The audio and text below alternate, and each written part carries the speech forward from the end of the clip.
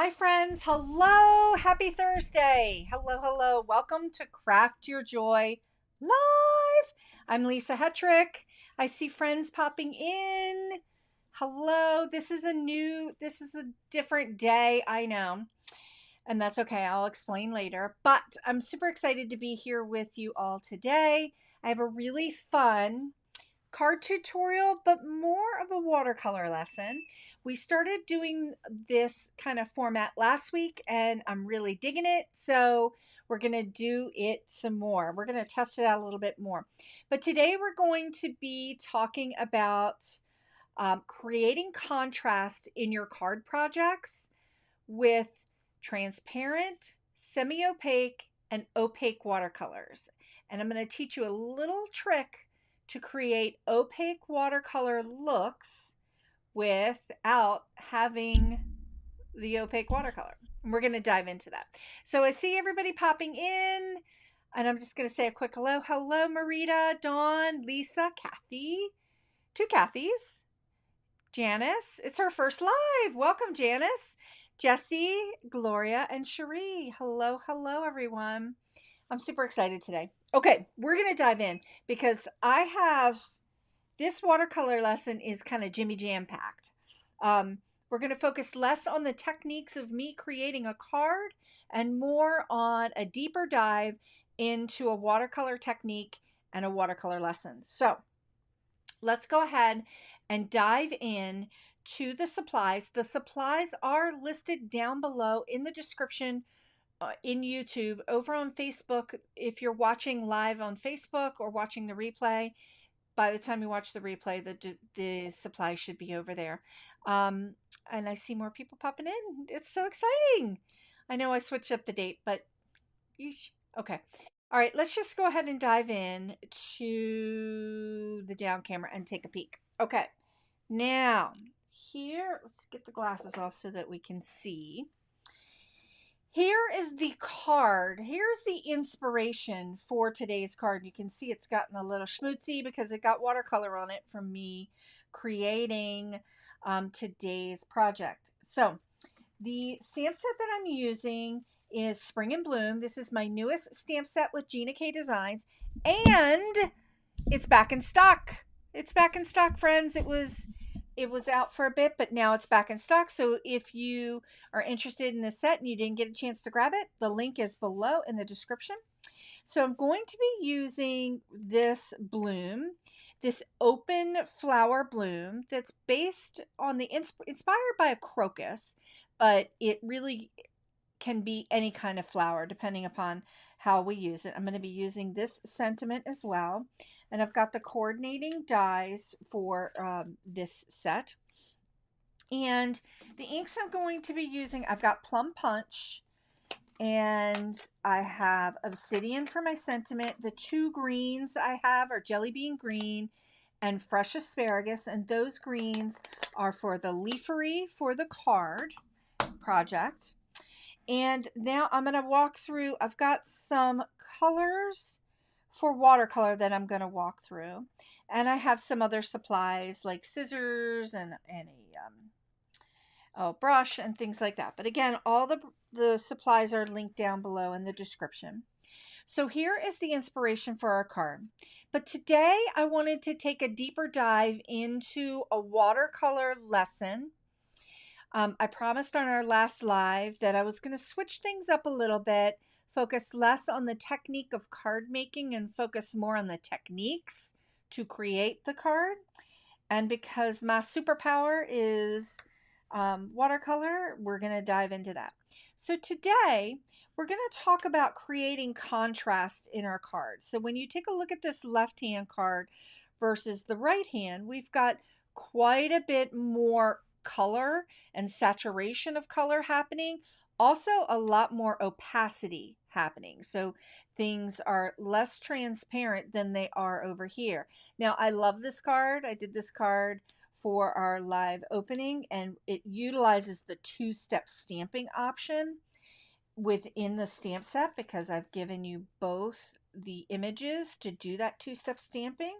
So it utilizes that and creates that really nice arc. But I wanted to take it a step further and do a little bit of a deeper dive into talking about transparent, semi-opaque, and opaque watercolors.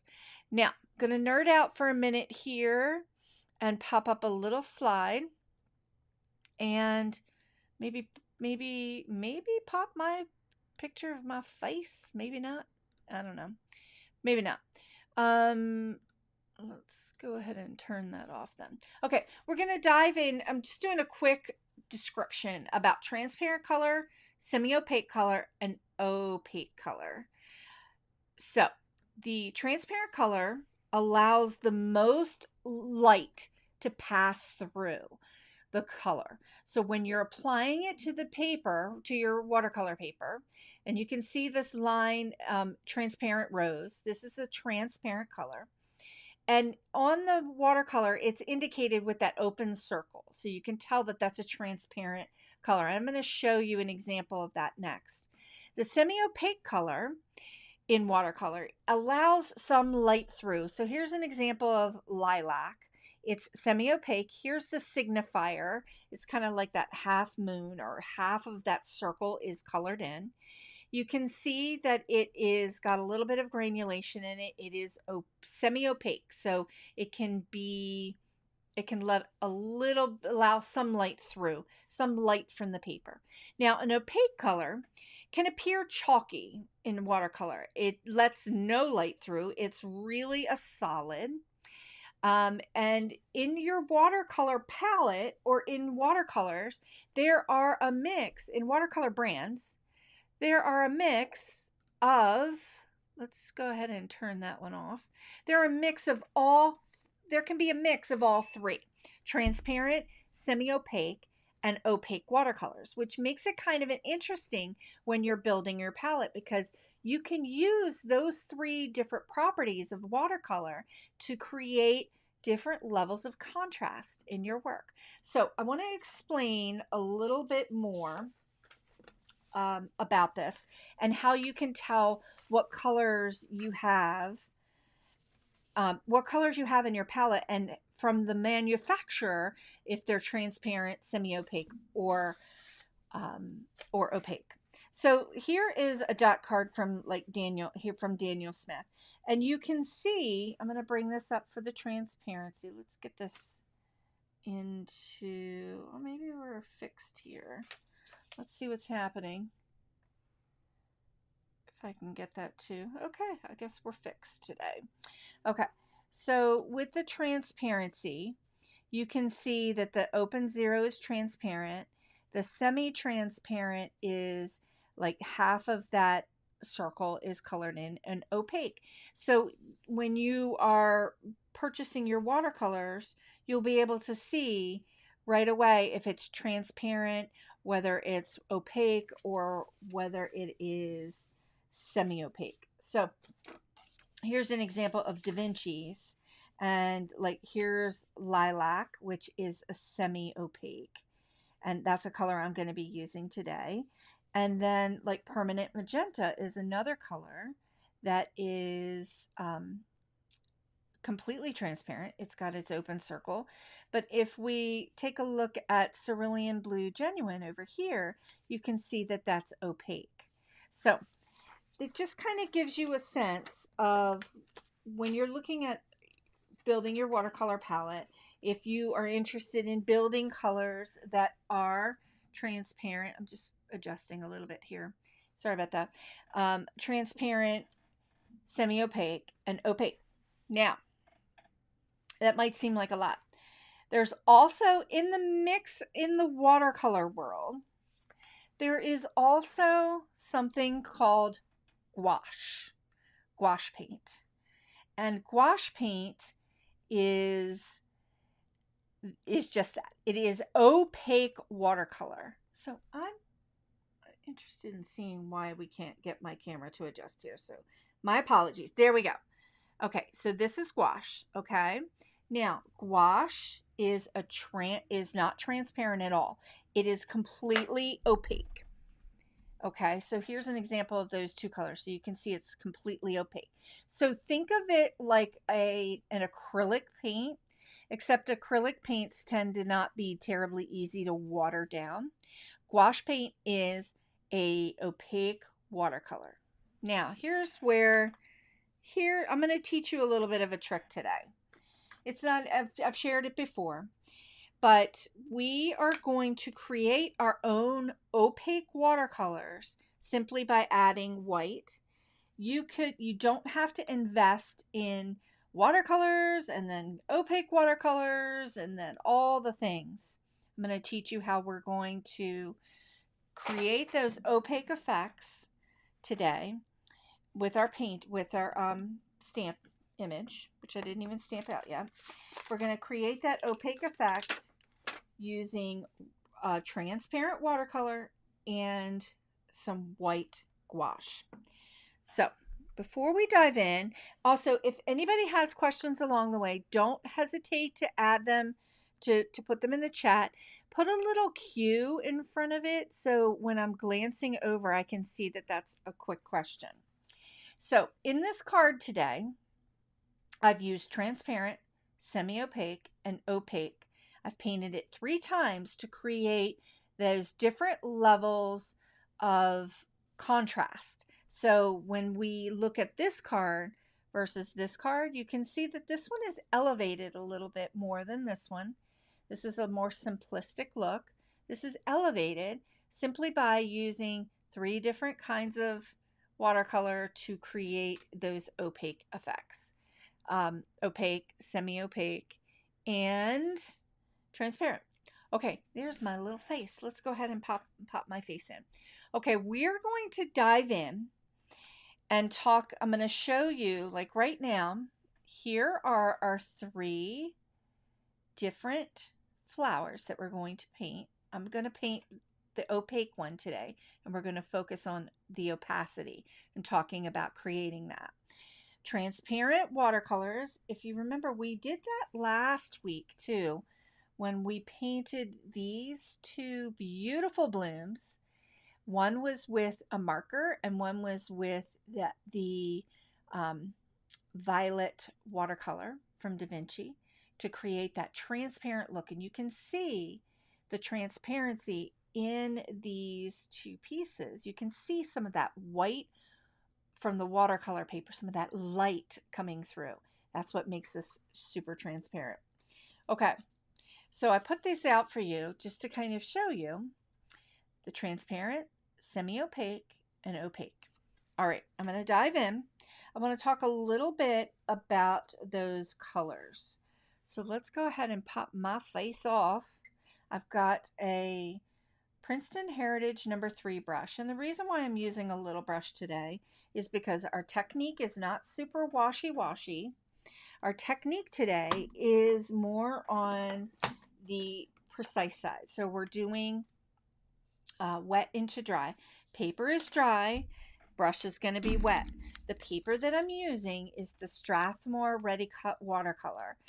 That is linked down below in the description. If it's your first time here, this is a watercolor paper that I love to use for paper crafting projects. It's my super favorite. It's 100% cotton. It's budget friendly, and it comes in a pack of 25, and it's already pre-cut to 5x7, which makes it super easy for our card making projects, which I love. Okay, I'm just going to go ahead and I'm also going to, so I'm using pan watercolors today. I'm also going to show this gouache-like opaque technique using our Plum Punch ink. So I'm going to show you how you're going to be able to get that effect from Plum Punch.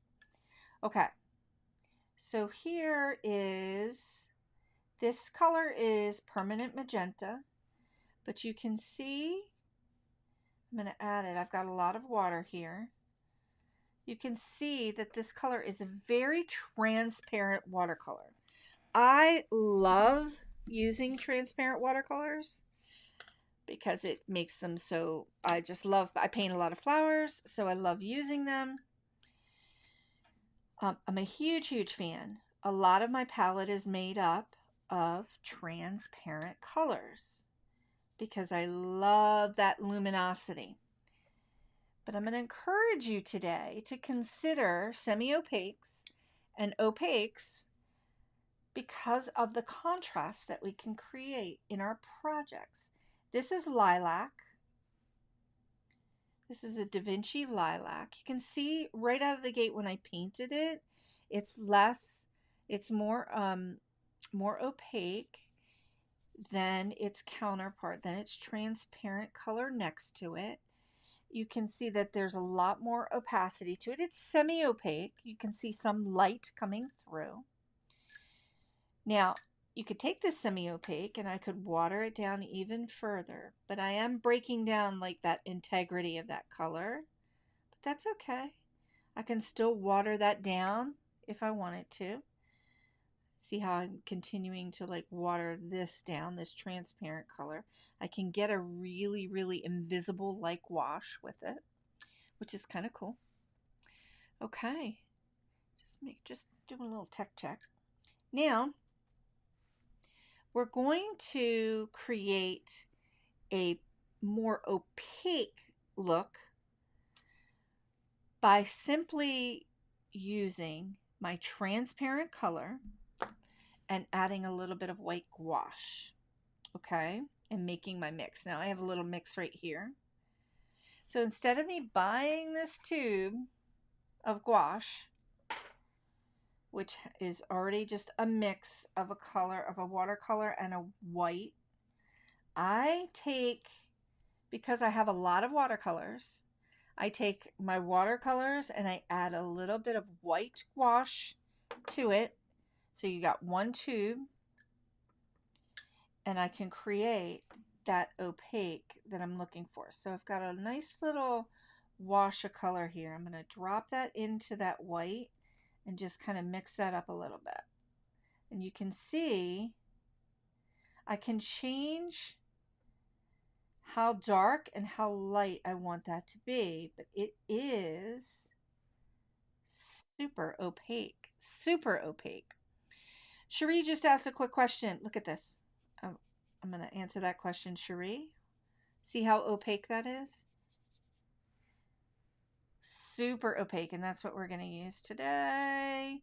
Now, I can water that down if I want to, even further.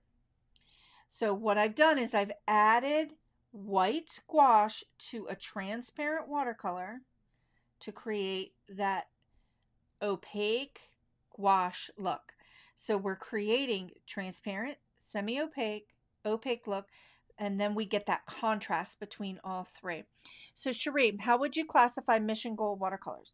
I would classify them, they don't have a lot of opaques in them. They are super, I love Mission Gold, as you know, super vibrant, very transparent, and they have some colors that granulate, like the ultramarine and a couple other colors. They don't have a lot of colors in their palette, actually very few, maybe one, I'd have to go back and look, that are have opaque qualities to them. So I know that you have a Mission Gold set that you use. You can create this opaque look simply by adding a white gouache to it. Now another or some other kind of white opaque. I use this bleed proof white I think 2 lives ago. You could use that as well. Now you can, if you're in a pinch and you don't have any of the white gouache or the P.H. Martin's bleed proof white or some form of an opaque white in your stash, you can use a white acrylic paint, but you'd really have to thin it out, and you're going to be fighting with it a little bit. But if you're in a pinch and you want to try this, you can totally do that. Okay, Marita has a question. Is the white wash different than the white paint? So this is different than the white paint because I've added that transparent watercolor to it to create that gouache look.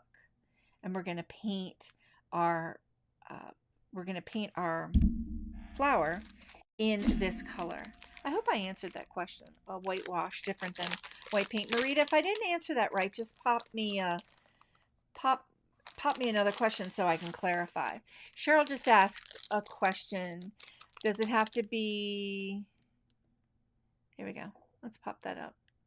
Let's pop that question up. Cheryl just asked, does it have to be a white gouache or can you use something like the white bleed proof white? Yep. Yep. Hopefully that's caught up. I talked about this. You can use the white bleed proof white to do that, to create that. And I'll go ahead and show that to you. Or you can use an acrylic white. You might have to fight with the acrylic white a little bit. Cheryl just didn't remind you, just answered. Yep. The beauty of live TV, friends, the beauty of live TV is that little bit of a delay, right? So I don't mind answering a question more than once, right? Let's do it. Okay. Now, for the bleed proof white, let me just pop some of that bleed proof white. Look, I'll take a little bit of that. See how opaque that is? I'm going to pop a little bit of that here. Clean off my brush. Take a little bit of my transparent color and see I can make that gouache with the bleed proof white as well. My brush is dry. And it's just as lovely, just as lovely. So if you have a little jar of this, which I know I shared before, I've had this forever. So my point with all of this is that often we get caught up in, oh, I want to try gouache. Oh, I want to try watercolor. Oh, I want to try this brand. I want to try that brand. Because believe me, that's me. And we get all the things. But I want to just remind you, you can create these semi-opaque and opaque looks with the watercolor set you have. And it doesn't matter which watercolor set you have, simply by adding white to it, white gouache to it. But if you're in the middle of, trying to decide what kind of watercolors you're interested in, this is good knowledge to have. If you're looking at a watercolor, if you go to any watercolor brand, Daniel Smith, Winsor Newton, like all the different brands that are out there, they'll have color swatch charts. And on those charts, they're going to tell you, like, what are the pigments that make up that color? Is that color opaque? Is it transparent? So this kind of knowledge is useful to you because you can use that to understand how you work. You can use that knowledge to understand what kinds of things you want to buy based on the kinds of things that you make and the effects that you want to create. So hopefully that's helpful. Pop a little something in the comments if all of that makes good sense and you find that valuable. Okay, let's go ahead.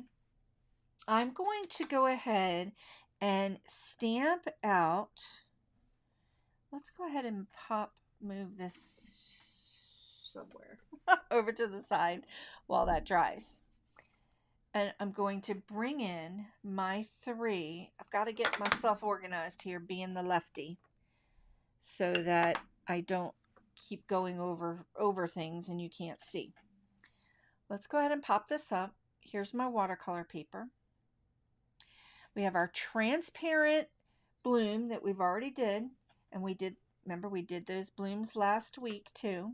Our semi-opaque bloom, I used this lilac color, which I love. That lilac color, this is a Davinci lilac, but that lilac color exists in Daniel Smith. It exists almost in every brand. And basically, the lilac has white in it to make it semi-opaque. Now, some of your semi-opaque watercolors in some of the different brands don't have white in them. Not all of them have white in them to create that semi-opaque look, but most of them do. And you'll see that on that chart. See, here's lilac. It's made up of 2 pigments and PW6, which is white, number 6. But see, cerulean blue is PB36, so it doesn't have white in it. So these are just some of those nerdy pigment things that over time I'll go into more detail about. But today I wanted to just kind of focus. I can get super nerdy, as you guys know. I can get super nerdy and we can get to talking about watercolor and I can really start to do a super deep dive. But I want to focus today on painting that opaque and showing you how we're going to do it. Okay, so I've got a little bit of plum punch and I am just inking it up. I'm going to stamp it off and then I'm going to stamp it. Let's just stamp it right there.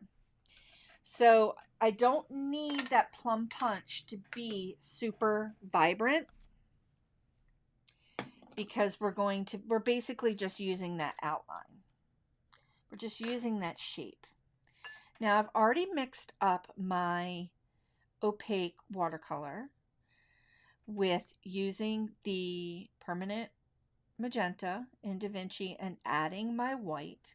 Now we're going to walk through painting this bloom. Let's see if we need to zoom in just a little bit. Let's go ahead and zoom in. We're going to walk through painting this bloom to create that opaque look, but I'm going to walk you through it and you're going to see that it is not, I'm going to not be using the same techniques that I've used to do the transparent one. Okay, my brush is wet, my paper is dry. I'm going to lift up some of my paint and it is very thick, but it is very wet. Okay, so that's why I'm kind of using this smaller brush. I'm going to start with this petal right here. And I'm just going to go ahead and do my outline. And when I'm in last week when we did this, when I painted with this, we did transparent watercolors. You can see it's extremely opaque. I'm going to clean off my brush a little bit. Now, I'm going to show you that you can clean off your brush, get it completely clean. You can use the color that you have here, and you can create a little bit more of a semi-opaque as you bring it down. Now, I'm doing that to show you because I want to get some whites. I don't want to lose some of the white of my paper.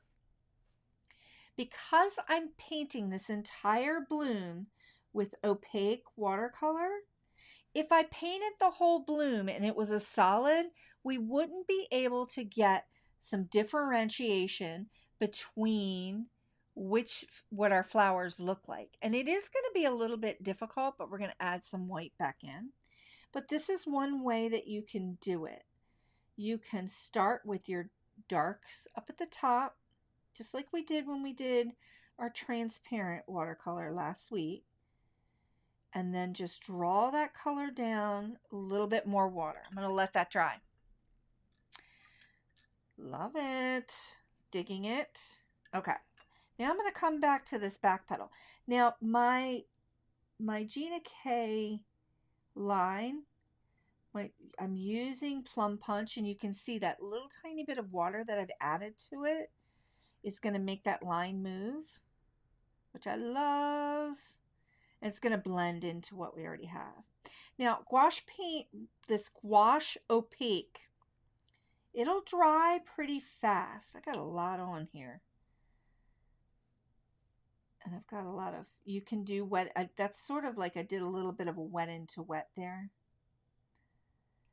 Now you can see how really opaque it is compared to if I were to add that. See how transparent that color is? And I love transparent watercolors. That's what we think of most, right? When we think of watercolor, is that transparency. But the opaque and the semi-opaque watercolors give it the contrast, can help give us some contrast. All right, I'm taking my brush is clean. It's just got water. Cleaning it out, just keeping it clean by dipping it into the water, and then I've got a little paper towel sitting over here to the side just to blot it off a little bit. And then I'm just dragging that down just a little bit with the wet brush. So it's very, very similar to the technique we did last week. But what I'm trying to do right here is preserve my whites of the paper between this petal and this petal so that I can lift some of that up and away so I can get that contrast between the top of the petal and the bottom of the petal. So you can see that that opaque color, I can make it kind of semi-opaque. It's not completely transparent. See, because you can still see it's kind of semi-opaque. So I can go from an opaque to a semi-opaque. It's kind of a weird word when you say it a couple jillion times. Oh boy. Okay. All right, let's go to our next petal. And I'm going to do a little bit of editing here. We've got a fold in the petal where the petal has cupped, and like we've got that fold, that outer edge. I'm going to edit it out. I'm going to lift up some of my paint, and I'm going to edit that fold out simply by painting over it. And that's the beautiful thing about our stamped images. You can do what you want with them, and you can change the look or the intended look of what was drawn for you simply by just editing that out. Okay, we've got a question here from Gloria. I'm going to pop that question on because it's a little bit of a longer question. Is it because it is opaque paint that you did not need to stamp the flower in amalgam? Good question. Or, as you are saying, it melds into the paint, kind of like a no line. Yes and yes. So I didn't use an amalgam because I didn't care if, didn't care if that color moved and meshed into what I was already the paint that I'm using. If I wanted to use, I would use an amalgam or some kind of permanent ink if I wanted that, if I didn't want it to run, if I did not want that edge to run. I'm not so concerned about that edge running. I stamped off for one reason, stamped off a little bit to take some of that color off. So I'm not as super concerned because the Gina K inks are water-based and they will move. You know, we've done that a couple times where we've watercolored images just simply with the Gina K inks. So yes, that's why I didn't use the amalgam, because I'm not as concerned about that edge being permanent. Okay. I hope that answers your question, Gloria. I know that it gets tricky sometimes. So experiment with the inks that you have with these kinds of techniques. But just know that if it's a water-based ink, you can do these watercolor techniques and simply it creates that no line, or it's a very light line that's left behind. Okay, I added that paint in, so I've got that darker, more intense amount of paint up here, and I just drew it down a little bit, just kind of painted it down, so I've got more of a semi-opaque here. And I'm doing this because I'm trying to retain my whites of my paper, because look how intense that is. That's opaque.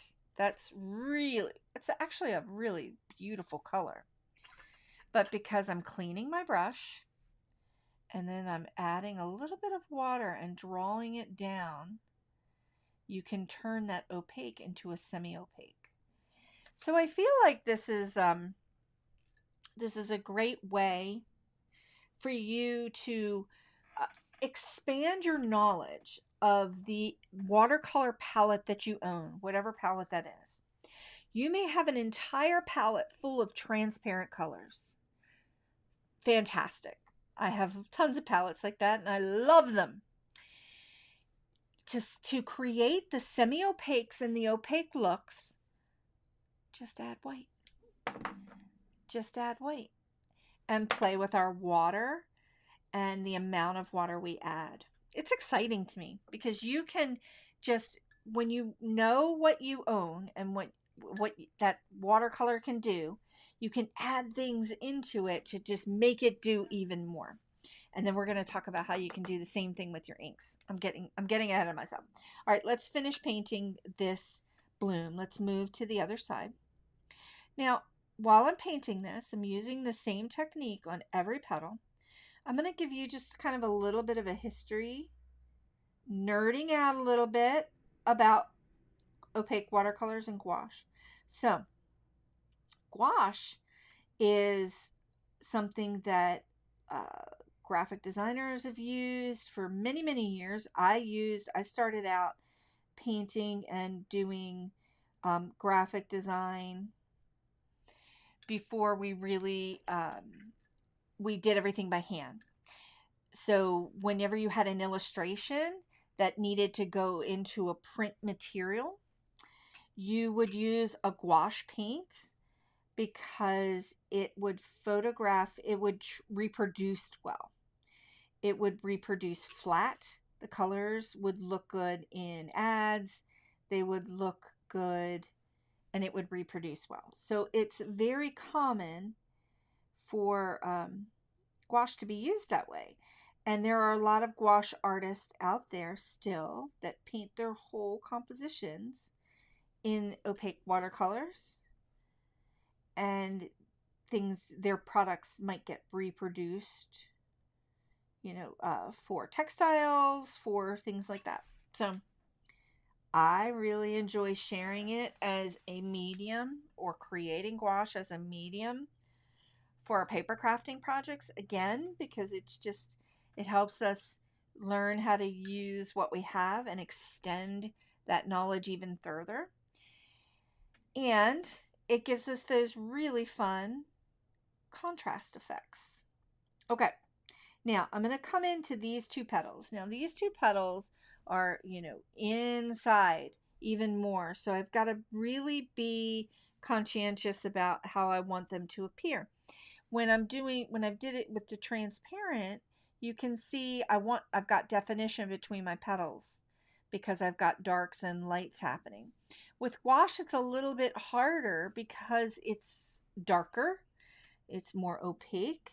So I'm just going to hug that edge of the petal right here where it meets its friend behind it. Clean off my brush and just draw some of that down. Paint some of that down just with wet brush, dry paper. Bring some of that down so that I can try to continue to create that definition between this petal, this petal, this petal, this petal, this petal. So I'm digging it. I'm digging the way this looks. Loving it. Let's go ahead and do this petal right here. Oh, there we go. This finer brush, the smaller brush is really helpful in that way. Okay. We have 34 people with us right now. How exciting! It blows me away. So grateful to everyone who's joining. I hope you're getting a lot of value out of this new format that I'm doing, where I'm kind of spending a little more time diving into watercolor lessons with you and how that applies to our paper crafting projects. I feel like if you learn some of these basics, you can use these techniques in anything that you do. Anything. Whether it be a paper crafting project or a painting. Okay, now, so we've got our opaques and we've also have our semi-opaques going. A lot of, make sure that's not super blurry. Let me back out just a smidge. There we go. So we've got our opaque and our semi-opaque. Now, if I wanted to create some more light, like right in here, and try to get some of those whites back, I would just simply take a little bit of the gouache paint or the bleed proof white or the white paint that you're using, the white opaque paint, and just kind of add that back in. The reason why, so we talked about, the question was about using acrylics. I think it was Cheryl that asked that question. Now, acrylic paint can be watered down. It can be watered down to use. I'm going to flip this over. You see how I've added that white? Now I'm just going to clean off my brush, and I'm just going to just feather that out a little bit with water, just so it doesn't look so obvious. But I wanted to create a little bit more white there. So that's one of the ways to get the whites back. Now between this flower and this petal and this petal, there is a nice little definition going there, but I want to increase that a little bit more. I want to enhance that definition. I'm going to add a couple dots of white here. Clean off my brush. And just kind of feather that out. Blend that in, just lightly dancing my brush here and feathering that out, just to create a little more light between here and here, and just making that pop a little bit. Now we talked about, I just mentioned about using the white acrylic paint. You can use that, and you can sort of water down your white acrylics. However, acrylic paints have polymers in them, right, that make them acrylic. So it gets a little tricky to work with them and move them around. So they also leave a little bit of a sheen on your work. And if that bothers you, that's just something to keep in mind. Cheryl just said, I love the tutorials you do. So helpful in understanding not just the techniques, but the uses of our palettes. Yes. Oh, I'm so glad that's resonating. I'm just taking my brush here, and I'm going in, just getting some more paint, because I want to add just another layer. Now, with the transparent watercolors, I've talked about glazing and layering, right? How we can layer our watercolors, cleaning off my brush, and we can jack up that luminosity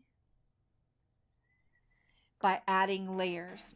Now, we can do the same.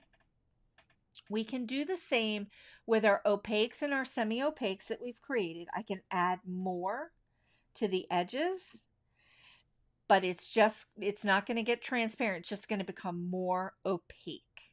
Okay? Hope that makes good sense. Now, I want to try something. This is dry. This is dried really quickly. I've got my little mix of my opaque watercolor that I created with my transparent watercolor in white. Now I'm just going to dip my brush in here. I'm going to add a little bit more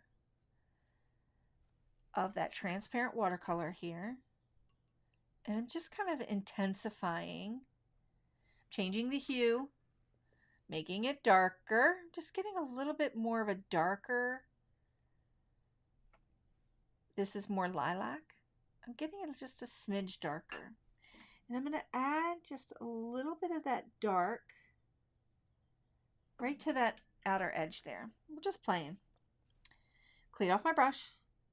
This is how I'm going to layer in a little bit more of a darker color over top. So I'm layering it in. You can see though, as I'm adding, I'm trying to feather it out a little bit. It's becoming, it's like not, it's, the water is breaking it down. So you got to be careful with that. And clean brush and just kind of feathering, just very, very lightly, trying to feather that in, just kind of touching those edges. You're not going to be able to go in really harsh like this, because it's just going to pull that color away. But just adding that little tiny bit to the tip adds a level of opacity to the edge and a little bit more of an intensity of that color around those edges. Oh, I can hear myself, and I know that I am nerding out today with some watercolor stuff. But this is how I teach, friends. I hope you find it useful. I really, really am a technique junkie, and I love watercolor. So I really love figuring out ways to push it to get the different effects that I want to get. All right, I'm just going to add a little bit here because I've nerded out so much. Just add a little bit more intensity right around that edge. It's getting really opaque. Clean off my brush and just feathering that out a little bit. Feathering this out just a smidge. Digging it. All right, I'm going to let that dry real quick. And while that dries, I'm going to show you, I'm going to take it another nerdy step further before we build our card together. All right, what did I do with my stamp? Here it is. Okay, here's my stamp. We've got our plum punch, which is right here. I'm just going to go ahead and ink this up, stamp it off, stamp it down. So it's really, really light. Now, by stamping it off, I take off that intensity of that first layer of color. And then I've just stamped it down onto my watercolor cardstock. I'm going to take plum punch. It's one of my favorite colors. You can take your ink pad, or your ink refills to do this. I'm going to show you how you can take your inks. Let's just go ahead and move this palette out. This is where I'm really digging it. So we all have our paper crafting supplies, right? Now, the Gina K inks, we know that they're water-based, so we can do a lot of things with them. You've seen me add water to them and get our watercolor going. So I'm going to add a little bit of water. I'm working a little bit quicker, just adding a little bit of water, and you know I can get that kind of transparent look and use it as a watercolor. But let's go ahead and add a little bit of white gouache to it. So I can take my inks, all the inks in my palette, all the inks in my color palette of Gina K inks, and mix in a little bit of that white gouache and make my own opaque Gina K. Now, it's going to come out very lilac-y. Let's go ahead and paint that down. That's such a beautiful color. Look at that. Oh my God, I just got super excited. Okay, I can add a little bit more if I want to, right? Just add a little bit more into it. So this is like stretching your supplies even further to create those opaques. Look at that. Plum punch. Gosh, that's such a beautiful color. Took plum punch ink, added a little bit of white gouache paint, and I have just created an opaque lilac. Holy smokes. I love it. Love it. Okay. Love it, love it, love it. Okay. Geraldine just popped in. Hello. No worries about popping in late. We always have the replay. All right. We've gone through our lesson on the transparent, semi-opaque, and opaque watercolors. This is the one that we painted to get that opaque look. Oh my gosh, I just love it. I love it. Okay, I'm going to set this to the side. I'm going to set a bunch of things to the side so we can bring in our card pieces. Cheryl just said, oh my, cancel all my to-dos today because you're just going to play. Friends, I feel like that is like worth the price of admission, right? Some gouache paint. I have lots of different gouache paint. PH Martins. Add them to your inks. And you have created your own gouache. Think of the palette that you can create of things. Okay. One thing about creating the gouaches with your pan paints is that this is going to dry. This is already dried. And I will be able to reconstitute that. Bring it back to life just simply by adding water. And I'll be able to reconstitute that. Okay. Now, when you're doing it with your inks, it's going to dry. It's going to be a little more difficult to reconstitute, but you can. It can happen.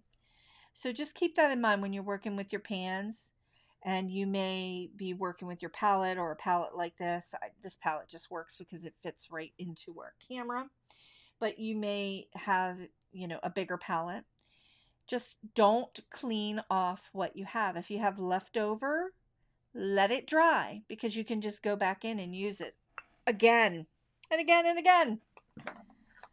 Oh, I'm so excited. I knew that this was going to be a super fun lesson. All right, it's time to kind of put our card together. And I'm going to use these 3 babies here that I painted. I'm going to save my opaque one, and probably, because it's drying, probably make another card using our transparent ones that we did last week. Super cool.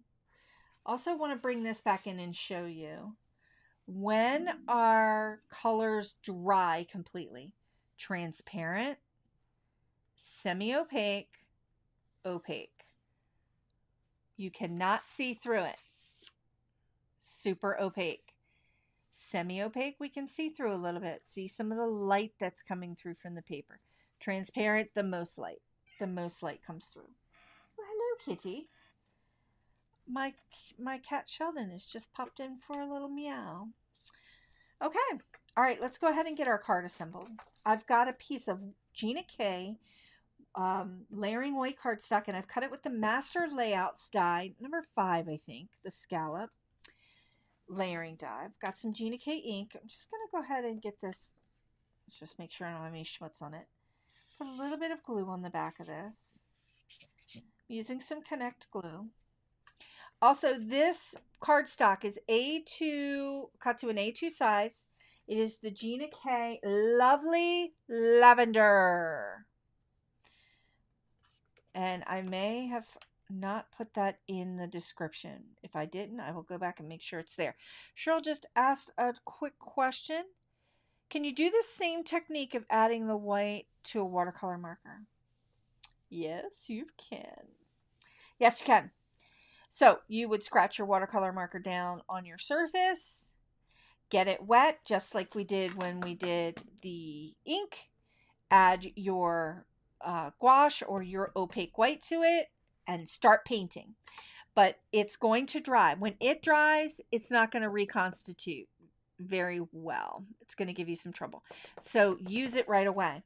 So that's a really fun way to use it with your markers. You can do this technique with your water-based markers, your water-based inks, all your pan sets, any of your tube paints. Yes, you can. Okay. Now we're gonna put the card together. Did I blow anybody's mind today? Because I kind of think I blew my own mind today. So. Dawn just shared great use for re-inkers. Yes, great use for re-inkers. I have a ton of re-inkers for things that I don't even have pads for anymore, so this is great. Also, like distress inks and inks that have those kind of re-inkers, you can do that with those as well. Get into your stash, friends, and see what you've got and start playing. Start playing. All right, I've got fresh asparagus here. I'm going to do like a 2-layer of leafery. I'm taking the leafery, just kind of eyeballing this a little bit. I'm going to kind of come out this way. This is just going to be a bottom layer. Then I'm going to come in, and hopefully this will be able to be seen. It might not be after I start layering, but I'm going to do a quick layer here. Some of that's probably not going to show up. We'll see once I start layering. Cheryl just said, "You're killing me here. My mind is blown." Yes! I really love it when you can get a technique that can really expand the level of projects that you can create with what you have. Lisa just shared. I'm going to pop that up, Lisa. I'm just getting into watercoloring, have so much to learn. Thank you so much for being so patient to teach us. This is my first lesson to watch, and you totally blew my mind. Cool! I'm so grateful. I'm so grateful you're joining us today, Lisa. We have fun here. We have a lot of fun. I try to demystify things. Watercolor feels overwhelming to people because it kind of has a mind of its own sometimes. But it doesn't have to be difficult to work with. All right, we've got our 3 layers, our transparent, our semi-opaque, and our opaque layer. Now, when I want to create that arc that I created in that original inspiration, so I'm going to start to create that. And I'm going to start with my transparent down here, then my semi-opaque and my opaque one. And we can see we're creating that level of contrast as we're going up and out around the outer edge here. So let's go ahead and get a little bit of glue. Just popping a little bit of glue on the back of my watercolor piece here. I'm going to use that edge of that blade as kind of my edge, and I'm going to line this up and just kind of let that be here. I'm going to, let's see, where do we go? I got a foam square. So I got some foam square here. I'm going to grab one foam square. Oh, I found that little flower. Here's that little flower. You guys have seen this flower many times. There's that little flower that has where I used edible eggplant and we just stamped it, and then I just used that little bit of added water to the edges of those petals and used it as a watercolor. So that goes along with Cheryl's question about, or that might have been, that was Gloria's question about amalgam versus water-based. Okay, now I'm going to tuck this little bloom in right here and just kind of start my arc. And then I'm going to bring in this bloom. Add a little bit. You notice I'm only adding a little bit of glue to the bottom here. Bring in this and just kind of gives me that ability to tuck her in right behind here. I'm kind of liking that, but I really think I want to move this one just a smidge. Oh, that foam dot just really... That's why I like using the glue, because it gives me a little time to kind of work with it. There we go. Let's take that foam off. I didn't like the way that looked, so let's just switch it out. Grab a new foam dot, pop that on the back there, and I'm using the foam square because I just want a little tiny bit of height in order to get this other bloom behind her. There we go. And then we can pop her in right here. Kind of digging that. So it's got that arc going. I also haven't glued down the edges so that they pop a little bit, which gives it a little bit of height without adding a lot of foam. Okay. Gloria says, love the light, the white lighter areas showing through on the flowers. Yes, that helps give us a little bit of light coming in, and it helps us get that definition between the petals. I'm going to take these 2 little pieces of the leafery that's in the set and just kind of pop them in. Just a little bit of glue on the bottom, just letting them flit. Add a little bit here. Geraldine just said, gorgeous, Lisa. You're always blowing us out of the water. Oh, what a trip, though. Yay! I'm just glad that I can add a lot of value and just kind of help you think about looking at what you own and your supplies and learn more about watercolor, demystifying watercolor, and helping you learn a little bit more along the way. Kind of not getting the arc that I want there, but that's okay. What's going to bring it all home is our sentiment. Actually, I'm digging it. I'm digging it. All right, got the amalgam obsidian. I like to do the sentiments in black because it grounds the entire project, in my opinion. And I'm going to pop that. Let's just kind of line that up a little bit. Pop that first of all. Make sure I don't have any schmoots.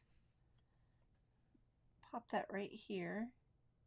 And I'm just going rogue. I'm just going down. Little rogue. Stamp that down. Like it. Digging it. Okay. Loving the way that looks. All right, we're going to add a little bit of these Gina K sequins. And I've got them listed in the description. I really like these sequins because they have a little bit of that purple in them and they have a little bit of that green in them. And I finally got my sequins all organized in these little tic-tacky like boxes. So that was fun. That was a lot of fun getting them all kind of settled. I'm just going to pop a little dot of glue. Boop, boop, boop. Boop. 1, 2, 3, 4.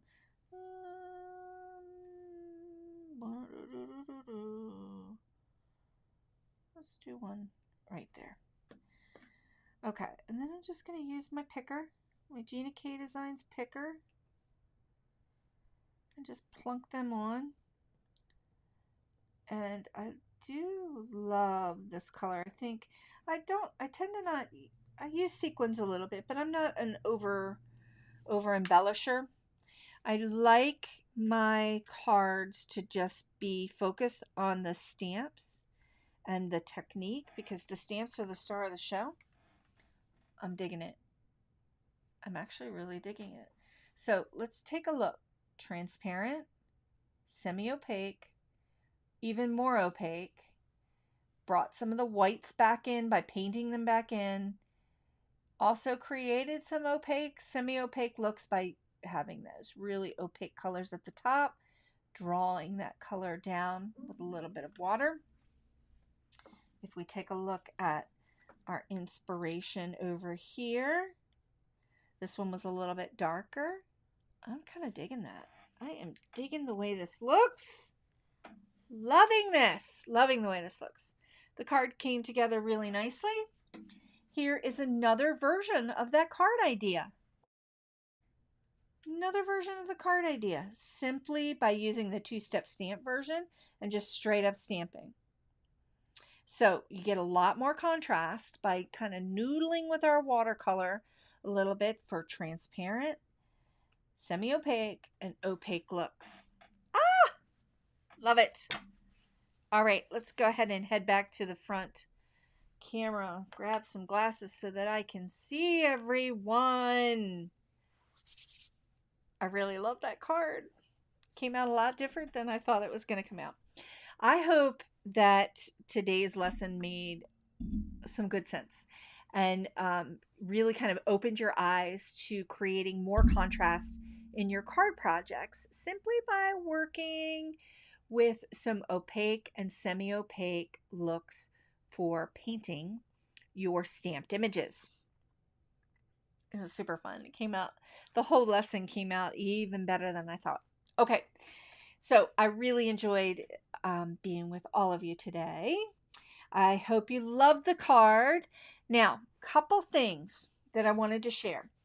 There's some new people that have joined us today. I usually go live once a week. If you're interested in finding out when I go live, I would encourage you to get on my email list. The link is in the description to get on my email list, because then you'll find out like when I'm going live and what we're going to do. And yeah, you can also join if you're at all interested in taking your watercolor journey even further. Please head on over to my online classroom at craftyourjoy.com. I have a free community where I share a lot of things in there. There's a lot of free downloads. There's the lives. I post the lives over there so that you can just watch them all in one place. I also have a lot of other inspiration there. It's free to you. I also have a free course that's attached to it called Art Exploration that takes a deeper dive into some color. So it gives you even more of a sense of my technique of teaching, and you can decide if you're interested in any classes and go even deeper. And many of you have. Many of you have been with me. But I also come live on YouTube and Facebook, and I have reorganized the way I'm teaching these lessons live so that we can take deeper, nerdier dives into techniques. So, and it seems to be resonating, and I think you're all digging it. Versus me saying, cut the cardstock this way and make our card that way. I really am enjoying this. Okay, so all of the links that I shared today for the supplies, the links for the classroom, all down below in the description. The Spring and Bloom stamp set is back in stock at Gina K Designs, and I'm super excited about that. And one more super exciting thing I want to share before we go. I'm running a little bit over today. I will be teaching a Christmas in July card making class with scrapbook and cards today, and I'm super excited to share that. It just launched yesterday, the sale of the class and the kit. This class has a kit that I designed in collaboration with the other two instructors, Megan Andrew and Mindy Egan. The three of us are going to be teaching online July 29th for that class. 3 different perspectives with the same kit. Of course, I'm going to be doing watercolor, friends. That kit is pretty amazing, so if you're at all interested, go ahead and take a look at that at scrapbookandcardstoday.com. If you're on my email list, I also shared that in my email list this week. Okay. All right, friends, I hope you really enjoyed today's lesson. Got some big changes kind of happening in my classroom that I've been sharing in my email list as well, how I'm expanding that community, and I'm also expanding the content that's going to be coming through to that community as well as what I'm doing here on YouTube and Facebook. So thank you so much for joining me today. I'm so grateful that you took the time out to be here with me today. I will either be going live next Wednesday or Friday. It looks more like it's going to be on Friday. I will definitely be getting that out in the social media and also in my email list. So have a great rest of your week. I'm sending you into the weekend to craft your joy. Get out all your supplies. I cannot wait to see what you create with your semi-opaque and opaque colors. If you post your cards in our Gina K group or in social media, tag me so I can come in and give you some love for all your hard work and everything that you've created. It just brings me great joy to see it. So have a great weekend, everyone, and I'll see you next time. Bye, friends.